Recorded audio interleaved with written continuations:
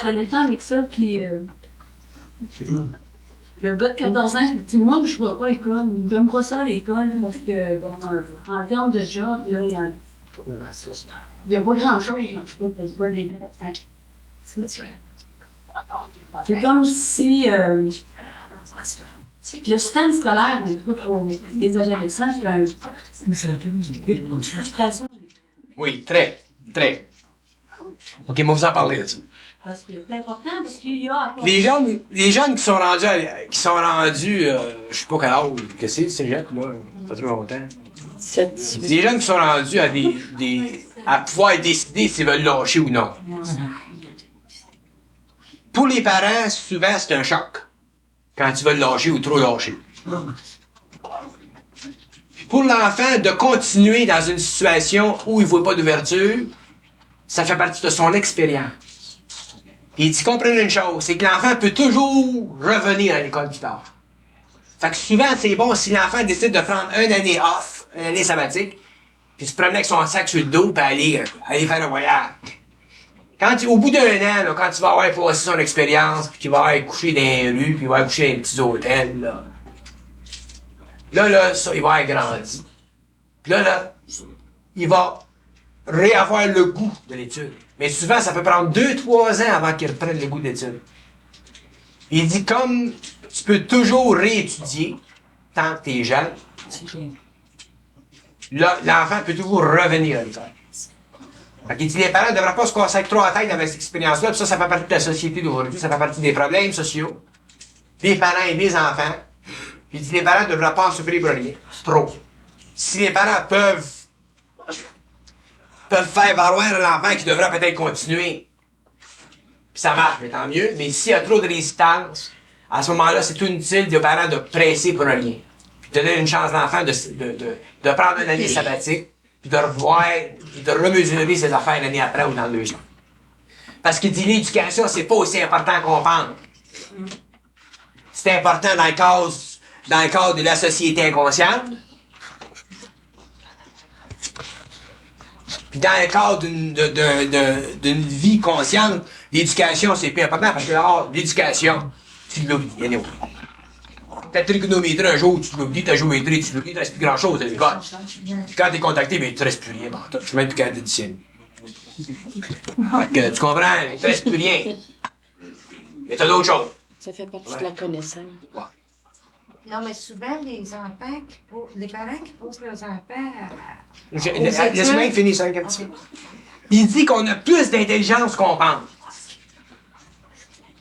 Puis les enfants, éventuellement, les nouveaux enfants, les jeunes enfants, découvriront aussi leur intelligence. Mais il dit, ce qui est pas bon, c'est que les parents souffrent trop, pour rien, de l'évolution de leurs enfants.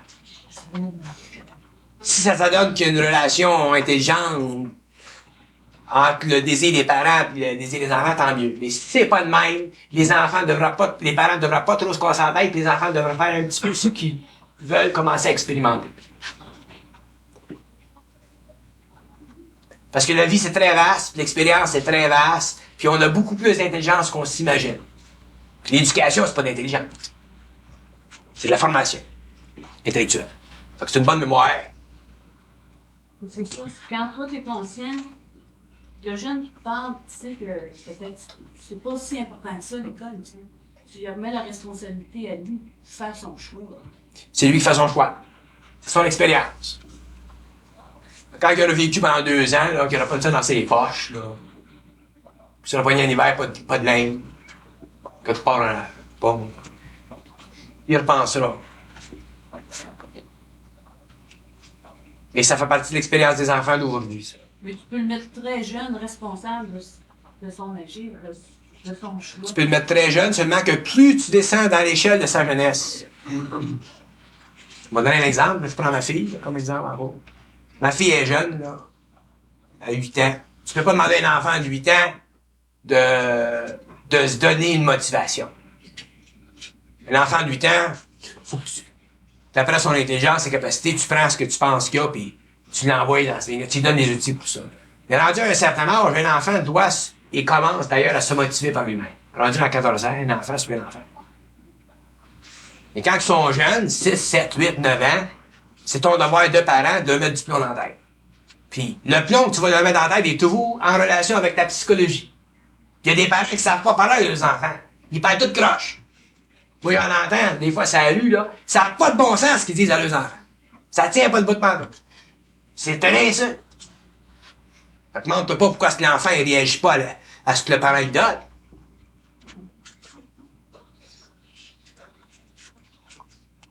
Moi, des fois, je suis couché, ma petite, elle joue au piano, je sors de mon lit, je descends en bas, je m'en m'assois à côté du siège, puis je l'écoute. Je prends mon tape, je descends en bas, je le monte, je l'enregistre. J'y donne de l'intérêt.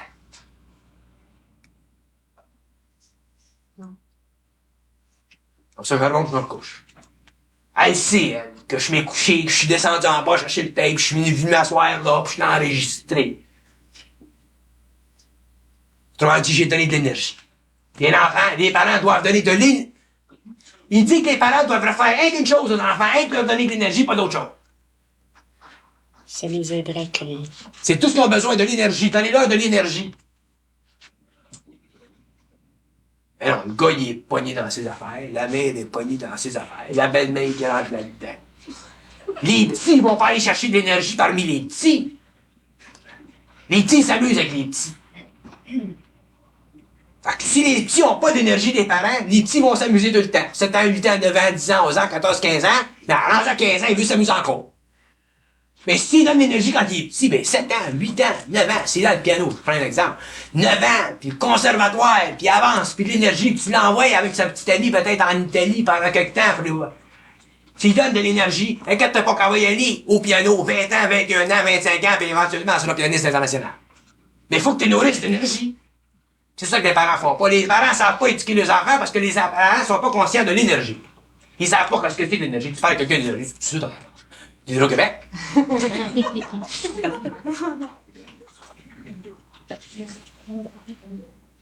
L'énergie, ça fait partie du dévouement d'un parent envers un enfant en relation avec l'intelligence qu'il a de son devenir.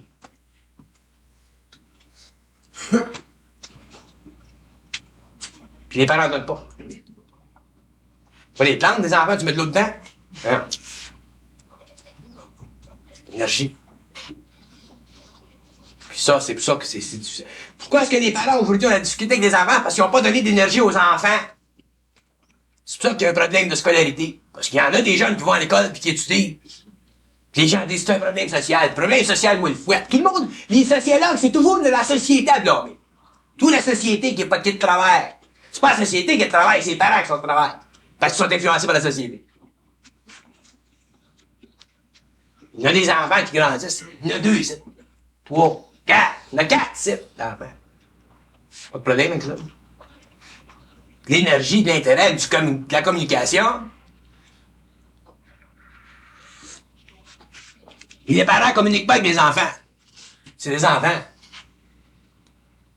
Ils parlent pas avec des enfants. Des suçons. Demandez-vous pas pourquoi ils ont les enfants de même. Si un enfant va pas à l'école, c'est parce qu'il n'a pas été donné de l'énergie par les parents, puis c'est pas à faute de la société, c'est pas à faute de l'école. C'est à faute des parents.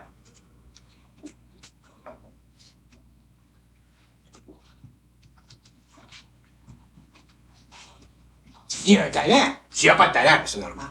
Un parent va avoir de l'énergie à donner à un enfant s'il sent qu'il a un talent. Là,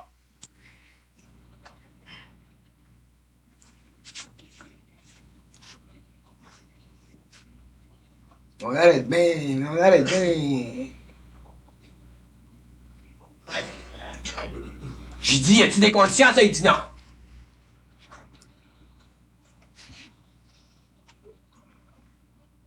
Moi, je me rappelle quand j'étais petit gars, ma mère, elle se levait le matin.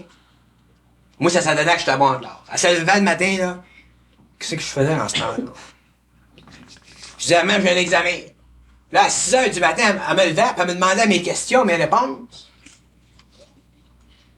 Elle me suivait. Mais elle me suivait. Puis elle me suivait. Elle me suit encore. Trop tard. Elle n'a pas su quand elle était. Et quand j'étais petit, elle me suivait.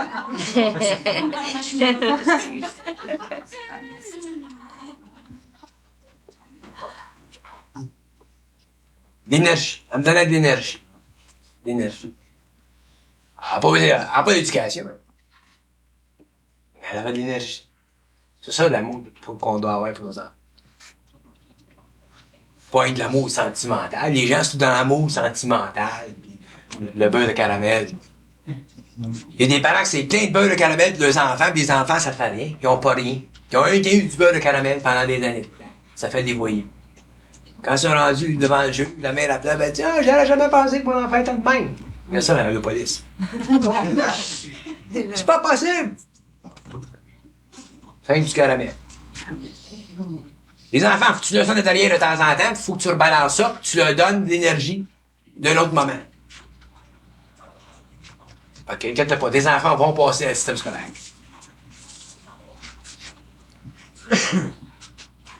Mais quand ils sont jeunes, ils peuvent pas choisir. Comme la petite, je disais à ma femme, je l'envoie à l'école anglaise l'année prochaine. Oh, t'as pas intéressé à l'école. Là, naturellement, là, c'est le petit cœur à l'école française. Elle n'a pas la volonté, puis la vision plus tard que si elle parle 2 langues, 3 langues, 4 langues, elle peut voyager à le monde ou se débrouiller. Mais quand tu y parles. Là, c'est l'école anglaise. L'école anglaise. Ah oui, dans le camp. T'es préparé. Tu sais pas trop faire ce qu'ils veulent. Ils savent pas ce qu'ils veulent. C'est les petits animaux. Quand ils sont petits.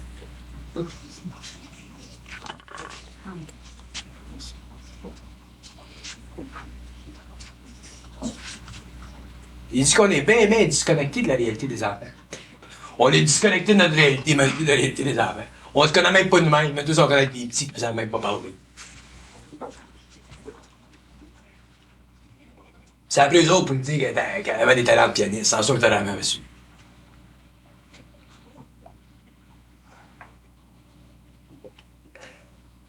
On ne connaît pas nos enfants.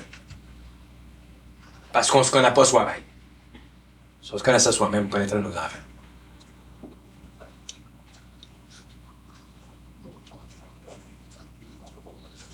Les enfants sont frustrés, au bout.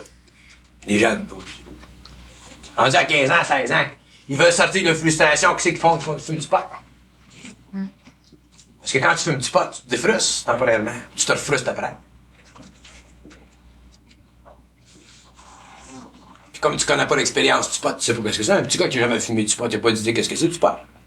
Mais quand il l'a fumé une fois, il sait qu'est-ce que c'est. Et comme il sait pas qu'est-ce que c'est, puis tout le monde qui fume du pot, qui sont tous frustrés, puis qui veulent tout avoir qui veulent avoir les autres dans le même bateau que les autres, ben tu fumes ça, c'est fantastique. L'autre, il l'essaye, c'est pas fantastique. Ça fait un autre frustré après. Il vient des artistes, ils se plaignent qu'une guitare.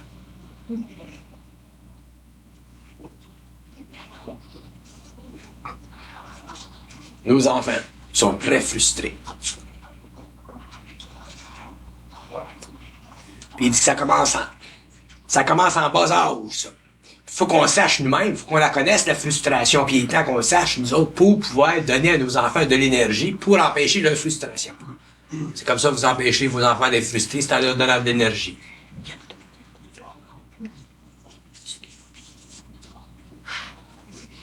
Avec une société violente, qui devient de plus en plus violente, comme on a. Mais si, on donne toute l'énergie qui ont besoin, de ça, c'est là qu'on regarde les gens, on va descendre.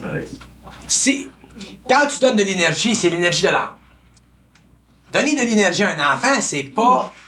Comprenez bien ça. Donner de l'énergie à un enfant, c'est pas faire ses 4 volontés. Ah, ça, c'est bien intéressant. Je suis content.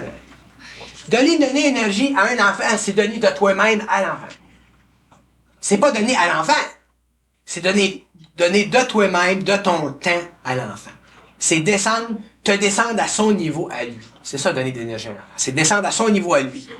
Fait que si t'es un parent, puis lui, il a 8 ans, ben, il y a une façon pour toi de descendre à son niveau à lui, c'est en allant jouer au baseball avec lui. Tu lui donnes de l'énergie. Si tu lui dis, va jouer avec tes petits amis dehors, tu lui donnes pas d'énergie, tu t'en débarrasses. Pas pareil. Puis il y a bien des parents qui font ça. Les petits sont tous dehors, là, puis ils jouent tous ensemble. Il n'y a pas un adulte, là. Mais donner de l'énergie à un enfant, c'est quand il faut qu'il y ait un adulte avec l'enfant. Tout le temps. Tu descends au niveau de l'enfant, s'il joue au baseball, tu joues s'il joue au hockey, tu joues au hockey avec. Ça, c'est donner de l'énergie à l'enfant. C'est important pour l'enfant qui ne sente pas que le parent fasse ça juste pour l'amuser, mais que le parent participe vraiment avec lui. L'enfant peut-tu sentir que le parent est là juste pour l'amuser? Ça dépend de ce que vous appelez, vous autres, la sincérité. Mais quand t'es conscient, le phénomène de sincérité n'existe pas, parce que quand t'es conscient, t'agis au niveau de l'âme. Fait que l'énergie, elle descend, t'es tout dedans. Fait que moi, si j'avais un petit gars, j'irais jouer au petit gars, au hockey avec mon petit gars, je joue au hockey, pour le vrai. Tu joues pas de jeu quand t'es conscient. Exactement. OK, là? Mais l'enfant, il peut ressentir ça, par exemple, le parent. Tu sais, je suis content que tu l'amènes. Quand t'es conscient, t'es au niveau de l'énergie de ton âme, qui te fait aller jouer avec l'enfant, tu joues pas le jeu. Tu joues au hockey avec le petit. Tu veux gagner. Comprends-tu ce que je veux dire, là? Tu joues réellement avec le petit. Il le sent, lui aussi. Ah, certain qu'il le sent. Si tu y vas là juste pour l'amuser, il va te sentir aussi. Ouais, il va le sentir. C'est pas d'énergie à l'enfant. Ça, c'est se débarrasser de l'enfant d'une façon polie.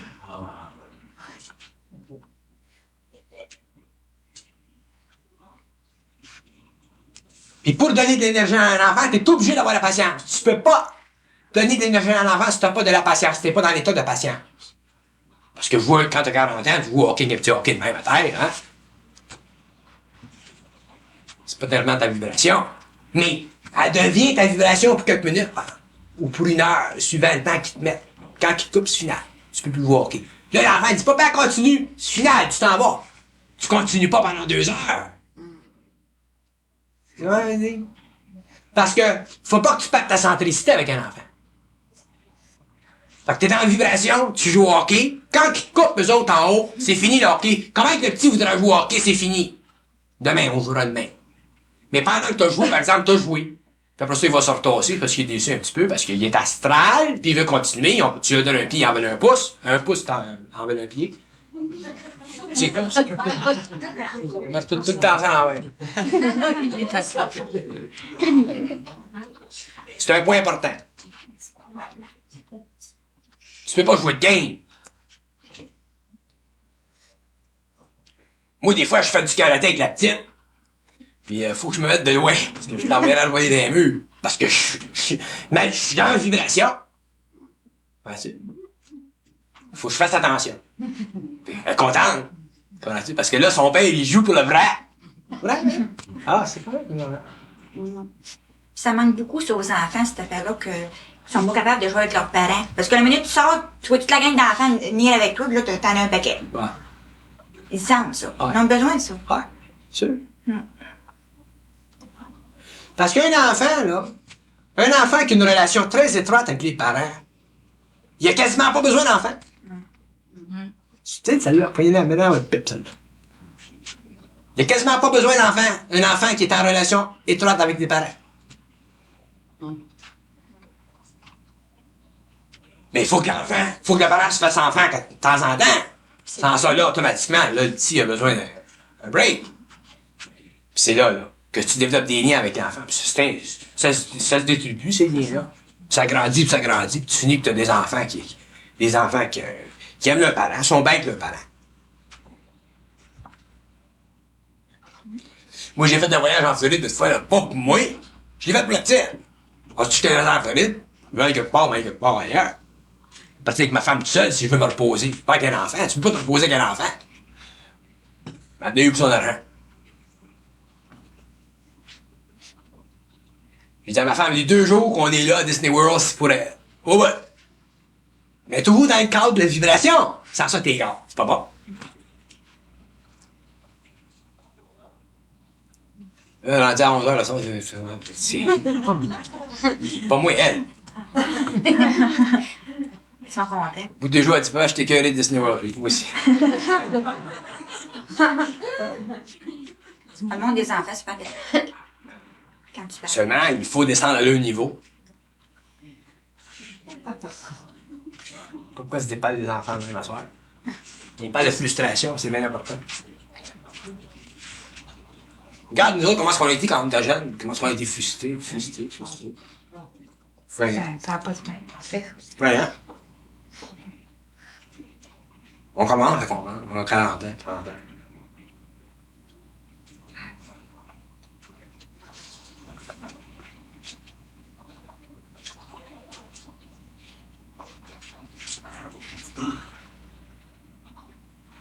Mais il dit que le problème, c'est un problème global. C'est un problème de civilisation. Là, le problème, il est vu à travers il est vu à travers d'une lentille en relation avec quelques individus. Mais le problème est mondial.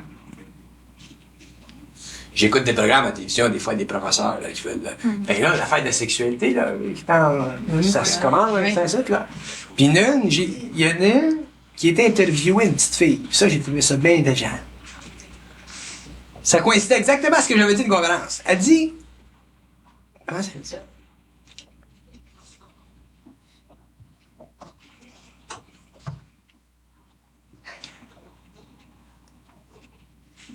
Comment est-ce qu'elle dit ça? Mais elle dit ça comme si elle avait voulu dire. Si il y avait des liens étroits entre les parents et les enfants quand on est jeune, on n'aura pas besoin aujourd'hui d'éducation sexuelle à l'école.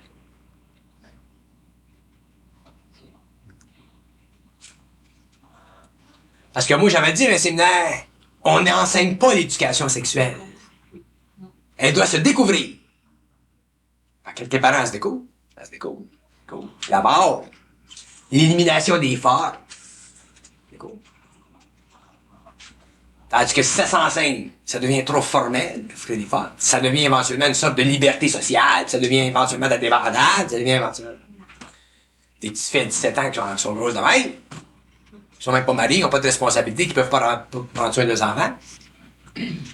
Au nom de la sexualité, libérés. Libérés de quoi? Comme les autres qui sont dans les camps de nudistes, là, qui se promènent avec le zizi à l'air. Ils sont libérés. C'est pas des libérations, ça.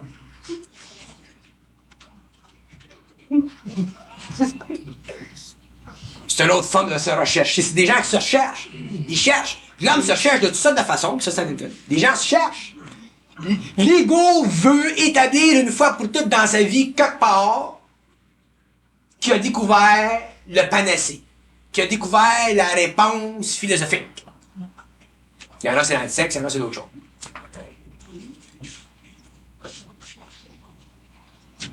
C'est pour ça qu'il est en philosophie, finalement. C'est évident. C'est ça. Les gens approchent. Moi, j'oserais pas dire à la télévision avec Glenn que la sexualité, ça s'enseigne pas. Je me ferais ma tranquille. Ça se parle. Ça se discute. Dans les rapports entre les parents et les enfants, c'est naturel, c'est animal, c'est naturel, c'est astral. Il n'y a rien de naturel de la sexualité. Mais qu'est-ce que tu veux? La petite fille, elle disait... Parce que le gars, il demandait qu'est-ce que vos parents penseraient s'ils connaissaient vos activités. Elle disait, ça serait le pandémonium à la maison. La mère qui est trop rigide, le père qui est trop lousse, les deux qui sont rigides, les deux qui comprennent pas. Ça venait toujours que les parents comprennent pas les enfants, que les parents n'ont pas de dialogue avec les enfants. Fait que les enfants, ils ont besoin d'éducation sexuelle, il faut qu'ils vont dans les écoles, puis...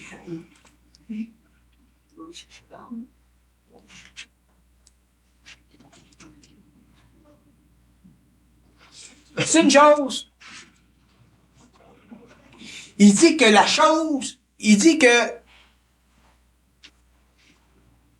l'aspect le plus puissant de ce qu'on entend, nous autres, quand on se rencontre de même, c'est que ça a été établi dans les séminaires que c'est pas moi qui parle.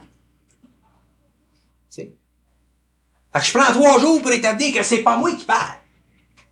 Puis des fois, ben, je vais vous prouver à vous autres que je vous connais, parce que c'est eux autres qui me l'ont dit, pour établir en vous autres que c'est bien vrai que c'est pas moi qui parle. Puis ensuite, j'établis que vous autres aussi, vous avez votre connexion, qui peut corroborer ce que je dis. Fait que c'est pas moi qui parle, puis c'est pas vous qui parle. Puis quand on sait que c'est pas nous autres qui parlent, là, puis qu'on parle de n'importe quoi, là, on avance, puis on apprend très vite. C'est ça qui se passe. On apprend très vite. Parce qu'on perd plus de temps à discuter. On parle.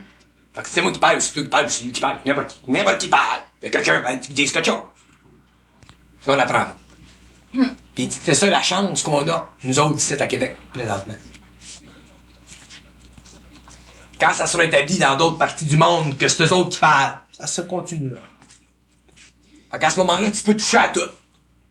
Puis tu peux apprendre quelque chose, au lieu de perdre ton temps à philosophie puis à faire de la psychologie sur l'homme, puis ses enfants, puis toute la patente.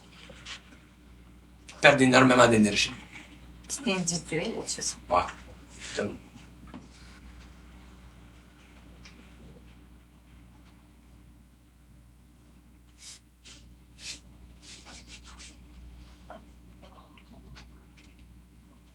Eux autres, ils ont des beaux enfants. Les Arbeck. C'est au bout. Au bout.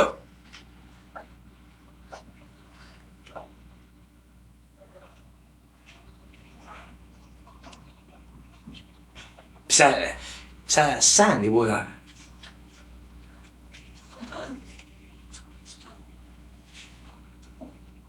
Toi, vous êtes chanceux, vous autres.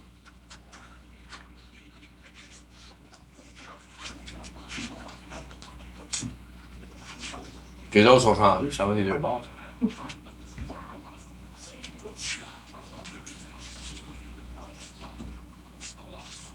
Moi, je vais vous dire quelque chose, hein, vous allez rire. Moi, des enfants, ça ne me dit rien si c'est pas beau. Si des enfants sont quand ils sont gros de même, le petit bébé, là, si je sais que c'est une tête de cochon, il me dit rien, petit bébé. Je vivrai même pas à cet enfant. Mais s'il y a des bonnes vibrations, je vibre. Même si c'est pas parlé. Ça m'a créé énormément de tension pendant longtemps. Parce que moi, ma fille, ça m'a pris bien longtemps avant de connecter avec elle. Je pense qu'elle avait 5 ans quand j'ai commencé à communiquer avec elle. C'était le même mot du caractère. L'âme, tu sais. Moi aussi, j'ai ça. Avec un Ça m'a pris relation. 5 ans avant de connecter avec elle. Aujourd'hui, la connexion est faite. On a tous du travail à faire. Là, c'est mon Il y en a des enfants. Il y a eu des enfants. Comme j'ai un de mes amis, un enfant. Petite fille, c'est un vrai toutou. C'est toujours fin. Puis ça rit. Puis ça parle. Tu sais, c'est. Mais la mienne, c'est un vrai démon, cette affaire-là. Ça se couchait pas. 2 heures du matin. Toujours de l'attention. De l'attention encore, puis de l'attention encore. Pendant 50 temps. C'était pas un cadeau, cet enfant-là. Là, elle commande. Mais je te jure que... Cet enfant-là, si elle avait été d'une famille ordinaire, elle aurait rendu les parents fous nets. Je l'ai eu durant l'initiation, pas même tout comme aiguisé l'air, ton enfant. On t'apprend à mettre en poubelle. Moi, je te comprends. Puis il me le disait, lui, en haut. Il disait, t'auras pas de plaisir avec ton enfant avant qu'elle ait 5 ans. C'est long, 5 ans, quand tu vois qu'il y a des mecs, des enfants, ils ont des petits toutous, là, pis ça se promène avec eux autres, ils les passent. Pis c'est tranquille, ça leur tape ses fesses, là, pis ils sont contents. Tu sais, il y en a qui ont des enfants, c'est comme du monde. Comme il y en a un, là, qui dort, il est tranquille, ski. Ah, c'est inquiétant. Moi, c'est vous, là, dans le séminaire? Qu'est-ce que vous utilisez dans le séminaire, concernant cet enfant-là? C'est pas bon. Il se réglait. Ouais. Mais le premier, par exemple. Peut-être plus vieux. Il est vite, lui, mon garçon, là. Faut que je sois plus vite que lui. Puis vite. Puis vite. Va avoir un compliment, il me le demande. Puis là, faut que je dise le compliment, là. Seulement quand je vais plus vite que lui. Il retient Michel, lui. Ah, j'étais assez mauvaise. Alors, je me demandais, je suis plus une démon. Moi. Ça fitait peut-être pas quand. Là, même j'ai encore de la misère.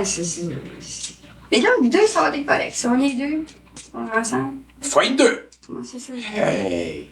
Je suis plus capable. Moi, j'étais étouffée, moi. Pis c'est pas pareil. Il y a plein d'enfants pareils. Moi, j'ai un ami, il en a 3. J'étais allé chez eux au début, quand je l'ai rencontré. J'ai dit, c'est des statistiques, ces affaires-là. Tu rentres dans la maison, puis ils te demandent ton chapeau. L'autre, elle te demande ton gros. Des petits bouchous de diamant, comprends-tu? Des vrais butlers dans la maison. J'ai dit, oui, j'ai dit, tu vas en avoir un autre. Il y en a eu un autre. Il ne croyait pas parce qu'il n'en voulait pas d'autre. Il y en a eu un autre. C'était un démon, Charlie. Il est où de même? Il commande à tout le monde dans la maison. Puis l'autre, la femme, là, comment est-ce qu'elle s'appelle, français? Quand elle était habituée à des toutous. Comprends-tu? Pendant des années de temps. Je t'inquiète pas. Tu vas voir que tu vas changer avec lui. Tu sais, la maternelle, putain, la main. Moi, elle avait des chocs quand elle venait chez nous, la façon que je traitais ma fille. Ça, mon Dieu, Seigneur, elle me faisait des yeux de même. Je lui dis, inquiète pas, un jour, tu vas être ta pilule. Aujourd'hui, elle avait un break. Elle avait un break aujourd'hui. C'était un démon, cette affaire-là. C'est un enfant. C'est un enfant de demain. Il voit tout, il comprend tout, il te fait des réflexions à table, des assiettes sautes à la table. Il est pas à Star. Fait que c'est la psychologie qu'elle a fait avec ses toutous avant, là, elle l'a plus avec lui. Il run tout le monde dans la maison. Fait que la mienne, c'est pareil. Quand tu dis qu'un enfant qui est petit comme le sien, ça se couche pas 2 heures du matin. Fait que je dis ça au grand haut, qu'est-ce que m'a faire? Il dit, là, cette affaire, elle est pas fatiguée. C'était plus Dr. Spock, là, qui renait.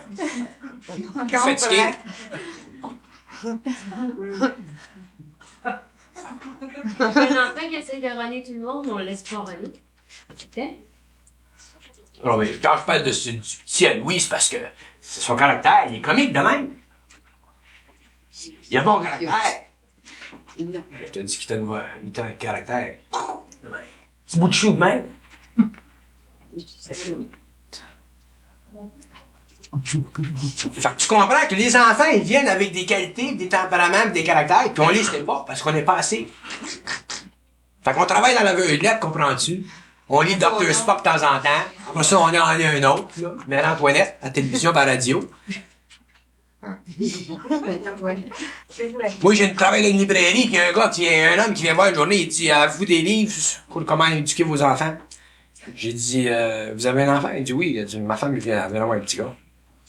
J'ai dit, vous avez besoin d'un livre, comment l'écrire? Il dit, oui. Il dit, c'est notre premier. J'ai dit, vous n'avez pas besoin de livre. J'ai dit, allez-y au pif. Vous voulez un livre? Effrayant.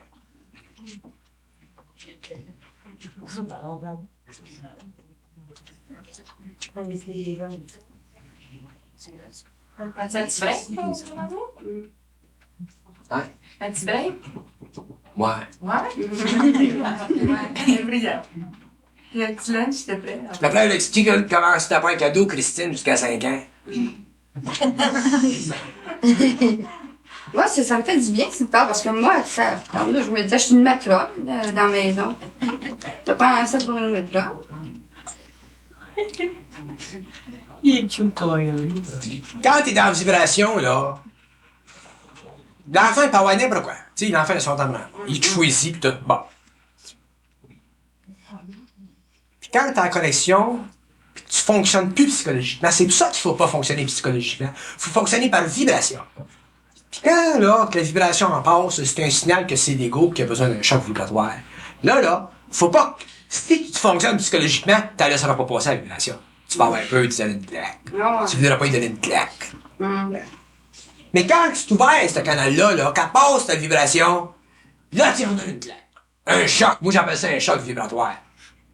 Fait que là, tu le dresses, le caractère. Parce que le caractère, c'est l'accumulation de toutes les évolutions antérieures, ça va là. Ça va là-dessus? Fait que quand tu viens au monde, il y a toute cette patente-là. Faut que ça soit redressé, ça. Faut que tu le dresses. C'est toi qui dis qu'un enfant a besoin d'amour et de discipline. Les deux. Puis il dit, c'est ça qui reproche au monde d'aujourd'hui, c'est qu'il y a de l'amour puis plus de discipline. L'éducation progressive. Là, les gens, ça commence à aller de l'autre bord. Avant, c'était tout l'amour. Ensuite, c'est devenu... Voilà. Avant, c'était toute la discipline. Ben, en fait, c'est devenu de l'amour. Là, ils commencent à s'en venir ensemble, par leur expérience. Ça prend de l'amour et de la discipline d'un enfant. Si tu donnes de l'amour, c'est pas bon, puis de la discipline, c'est pas bon, ça prend les deux. Puis quand tu donnes un choc à un enfant, faut que tu rebalances la vibration après pour que l'enfant sache que tu n'es jamais fâché contre lui. Il y a des problèmes là-dessus. On devait expliquer pourquoi il va la tête dans l'eau, là. C'est pas dommage. Oui. S'il y avait donné une pièce, C'est pas balancé. Ben, c'était subtil, ça encore. Ça, c'était pour lui monter, c'était pour la protéger. Hein? Parce qu'on a des enfants. Moi, ma petite fille, ça, c'est pas se protéger, c'est une petite fille. Tu sais? Fait que. Elle a des mœurs doux. Elle est très douce intérieurement. Mais il faut qu'elle apprenne à se défendre. Puis je vais y apprendre à se défendre. Parce que je vais lui donner un prof comment ça s'appelle ça? De karaté. De karaté. Il va avoir à apprendre à se défendre. À partir de l'an prochain. Sans ça, C'est un défoulement, c'est pour ça. faut qu'elle apprenne à se défendre. Il y a des c'est une demande, c'est une ça. Mais seulement faut que ce soit bien enseigné. Un art martial. Fait que quand elle va se promener puis elle va aller voyager à New York et en Europe à 18, 20, 22 ans, quand elle se fera pas accrocher d'un coin par un Espagnol frustré, parce qu'il va parler quelque chose.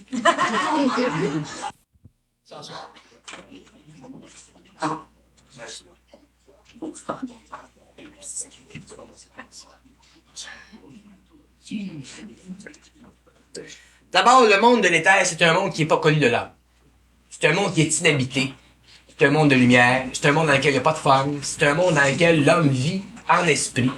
Puis c'est un monde dans lequel, lorsque l'homme a pénétré ce monde-là, l'homme crée des formes nouvelles. Alors, le monde de l'éther n'est pas habité. Il est inhabité. Il sera habité par la 6e race. Et pour entrer dans l'éther, il faut avoir un corps mental supérieur développé parce que c'est le corps mental supérieur qui est le véhicule de l'homme dans l'éther.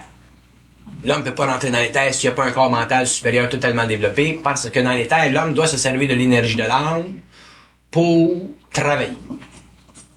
Et pour que l'homme se serve de l'énergie de l'âme pour travailler, il faut absolument qu'il ait un corps mental supérieur développé pour qu'il puisse être en résonance avec l'âme et pour qu'il puisse travailler dans la science cosmique qui est applicable au niveau de l'éthérique.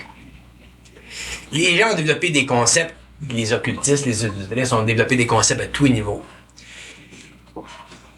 Puis, il est très très difficile à l'homme de pouvoir établir une ligne de démarcation des différents plans qui existent parce que l'homme, dans son expérience spirituelle, est toujours contaminé par la spiritualité. Puis quand on est contaminé par la spiritualité, j'emploie des termes très précis, quand on est contaminé par la spiritualité, on ne se sert pas de son corps mental supérieur.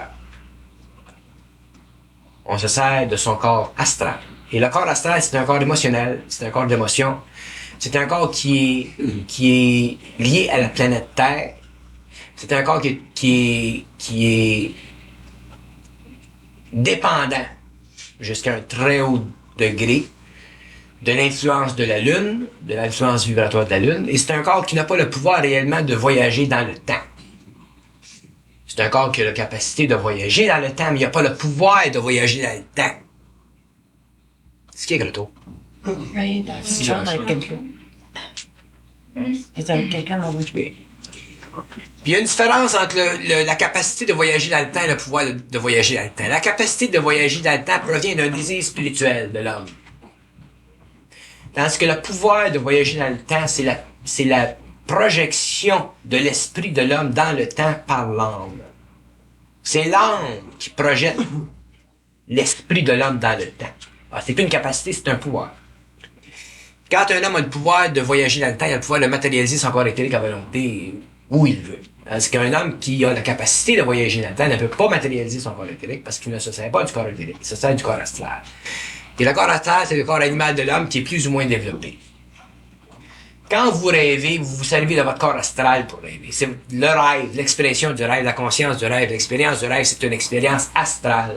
Dans ce sens que c'est une expérience qui est directement liée à vos émotions à un niveau quelconque et qui fait toujours référence à une forme symbolique quelconque pour vous instruire lorsque vous vous réveillez de l'expérience et vous faire comprendre des aspects nuancés de l'expérience de votre conscience sur d'autres plans. Mais c'est une expérience qui est totalement inconclusive parce qu'elle est à la fois symbolique et à la fois lumière. Elle est symbolique parce qu'elle se sert de votre mémoire pour supporter l'expérience en tant que forme, et elle est lumière parce que tous les plans sont lumineux. Tandis que le plan éthérique, le monde de l'éther, le monde de l'esprit, c'est le monde où peut se former le fameux véhicule de l'âme qu'on appelle le corps morontiel. C'est un monde qui est absolument éblouissant, qui est absolument parfait, dans lequel il n'y a aucune contamination, et dans lequel l'homme a le pouvoir d'être créateur. Dans l'astral, l'homme n'a pas le pouvoir d'être créateur. Dans l'astral, l'homme a le pouvoir simplement d'être.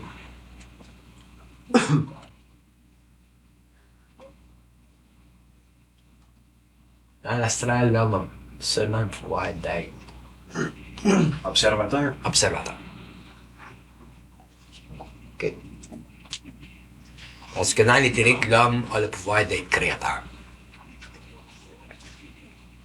Quand vous rêvez, souvent vos rêves ont une certaine conscience. Puis la raison pour laquelle ils ont une certaine conscience, c'est parce que quand vous revenez dans votre corps physique, l'impression qui se fait dans votre mémoire éthérique est suffisamment grande pour que vous puissiez vous souvenir du rêve. Et comme le temps astral est extrêmement long, automatiquement, si vous revenez dans votre corps physique, l'impression, la vibration du corps astral demeure dans la mémoire et vous avez l'impression d'être conscient. Et la conscience astrale n'est pas la conscience véritable, elle est simplement une réflexion du mouvement de l'esprit astral dans la lumière astrale. C'est pour ça que les gens qui vont dans l'astral ne sont jamais parfaitement sûrs d'être. Mais en reste, c'est pour expliquer ça. Comprends-tu ça quand je dis que quand vous allez dans l'astral, vous êtes jamais parfaitement sûr d'être? Ça te dit-tu quelque chose, ça? Laisse-moi expliquer, laisse-moi donner d'autres points de référence. Ce que je veux dire par être, quand un être est, quand on est dans le pouvoir de la lumière et on peut à volonté changer de plan. Être, c'est un pouvoir. Être implique mouvement. Être implique volonté. Être implique lumière. Puis être implique relation avec l'âme. Quand vous allez dans l'astral, même quand vous allez dans l'astral, que les gens font des expériences astrales pour aller sortir avec dans l'astral, tu remarques une chose, que vous êtes jamais capable d'aller dans l'astral. C'est pas que vous allez dans l'astral, c'est que vous vous retrouvez dans l'astral. Comment c'est différent? Ça marche, ça coïncide? Tandis que quand t'es dans l'éthérique, tu veux... Les mots, là, c'est bien... Quand tu veux aller dans l'éthérique, c'est pas que tu veux aller dans l'éthérique, mais tu regardes dans l'éthérique. Puis quand tu regardes dans l'éthérique, tu es dans l'éthérique. Puis quand tu es dans l'éthérique, tu te déplaces dans l'éthérique. Il s'agit de regarder dans l'éthérique pour te déplacer dans l'éthérique, pour te voyager dans le temps.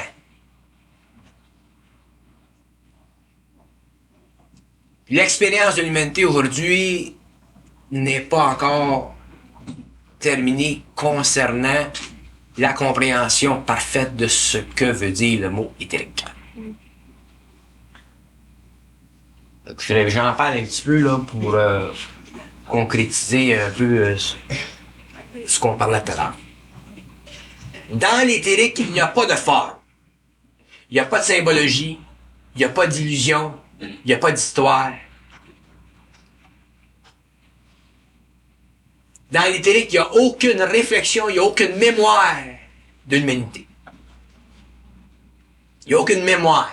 Tu peux pas aller dans l'éthérique et avoir la mémoire de ce qui s'est passé il y a 200 ans, 300 ans, 400 ans. C'est comme vide. L'éthérique, c'est totalement vide. C'est vide. Puis c'est rempli par ton esprit, puis c'est ton esprit qui est ce qu'on appelle l'éthérique. Il n'y a rien, tu sais. Il n'y a rien. Tu construis dans l'éthérique. Tu crées dans l'éthérique. Mais tu souffres pas de l'insuffisance du rapport entre l'espace et ta personnalité, puisqu'elle n'existe pas. Automatiquement, ton esprit étant dans un temps, coïncide avec l'espace qu'il veut donner à ce temps-là pour permettre que se crée dans ce temps-là des formes que tu peux éventuellement matérialiser pour éventuellement soutenir une nouvelle civilisation sur le plan réel. J'aime pas parler de l'éther, de l'astral et tous ces plans-là parce qu'on a trop de choses importantes à parler avant. Mais je veux mettre un petit peu je veux clarifier ça un petit peu, l'affaire de l'astral puis de l'éthérique, là, que tout le monde pense puis que tout le monde observe. Ça veut dire que toute création se fait dans l'éthérique, même si c'est inconscient. Toute création se fait dans l'éthérique. Puis dans l'éthérique, quand vous êtes dans l'éthérique, vous verrez que dans l'éthérique, il y a des paliers. Les paliers de l'éthérique sont des corridors de temps. Puis les corridors de temps vous amènent, plus vous êtes capable de voyager. Parce que voyager dans l'éthérique, ça implique une très grande certitude de l'esprit. Parce que quand vous êtes dans l'éthérique, vous êtes seul. Si vous êtes attiré dans l'éthérique par un projet quelconque et vous devez avoir certaines énergies, vous devez commander ces énergies-là de certaines hiérarchies, automatiquement vous êtes obligé d'entrer en contact avec ces hiérarchies-là, ce qui implique que vous êtes obligé de voyager dans le temps. Quand tu voyages dans le temps, tu vas très vite. Quand tu vas très vite, t'as plus le temps de manquer ton coup. Autrement dit, t'as plus de sécurité. D'abord, t'as plus de cordon qui te relie à ton corps physique. T'as plus de sécurité. Ta sécurité, c'est ton âme. Ton mental, c'est comparé au corps astral. Pardon? C'est la mental. Je comprends pas. Ça, c'est. Qui a parlé des plans astrales. On se parle du plan éthérique. Le plan mental, il entre les deux. Quand je parle du plan mental, moi, on dirait que je parle tout de travail, puis je parle totalement à l'inverse de ce que le monde parle. L'homme, l'ésotérisme, la philosophie ésotérique, la philosophie occulte qui traîne sur notre planète depuis des siècles, a fortifié en nous la division de l'esprit. Et automatiquement, on a tendance à penser en fonction de plans. Ça marche pas de même. En fonction d'étage. D'étage. Puis de plans. Tout est vibratoire et tout est lumière. Ce qui détermine la capacité d'un homme d'être sur ce que vous appelez un plan ou un autre plan, c'est sa vibration. L'évolution de son âme. Alors, plus ton âme est évoluée, plus ton esprit est développé, plus ton corps mental supérieur est grand, plus tu es capable de voyager dans le temps et plus tu es capable de te soustraire des influences mineures et minables de l'astral.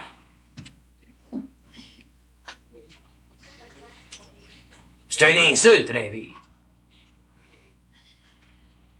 Parce que quand tu rêves, tu reçois l'information est jamais claire, l'information est toujours symbolique, l'information est toujours sujette à une interprétation quelconque, l'information est pas universelle.